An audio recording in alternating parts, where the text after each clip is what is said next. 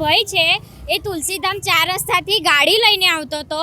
એણે એટલી સ્પીડમાં હતી કે એને અમારી ગાડીને ટચ કરીને નીકળ્યો છે, અમારા પગે ટચ થયું છે। એના પ્રૂફ મારી પાસે છે। એને અમે તુલસીધામ 4 રસ્તાથી એને હોર્ન મારીને આવીએ છીએ, એને બૂમ પાડે છે ઊભી રાખ ઊભી રાખ। એ વધારે ઓવર સ્પીડ કરીને રેસ આપીને ગાડી એણે ઊભી જ નહીં રાખતો। અમે વચ્ચે ગાડી લાવીને બ્રિજ પર વચ્ચે ગાડી ઊભી રાખી, ત્યારે એણે ઊભી રાખી તો અમારી ગાડી સાથે બીજા ભાઈની પણ બી ગાડી એણે એક્સિડન્ટ કરીને રેસ આપીને અમારી પણ બી ગાડીનું નુકસાન કર્યું છે ને બીજા ભાઈની ગાડીનું પણ નુકસાન કર્યું છે। અને એક જોડે 3 ગાડી અથડાઈ છે। અને એનો પ્રોબ્લેમ એ છે કે એ લોકો જ્યાં સુધી કંઈ પણ બી અમારો ખર્ચો નહીં આપે ત્યાં સુધી અમે એને નહીં જવા દઈએ। અને આ અમારું છે, કાલ ઉઠીને બીજું કોઈ વ્યક્તિ સાથે આ વસ્તુ ના થાય એ માટે હું આ કમ્પ્લેન આપવા હું તૈયાર છું।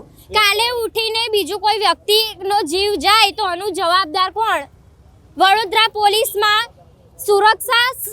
સુરક્ષા સેવા અને શ્રમ એ બધું જ અમારી જિમ્મેદારી છે। આ કઈ જગ્યાએ તમારું સાથે આ થયું છે? લાલબાગ બ્રિજ।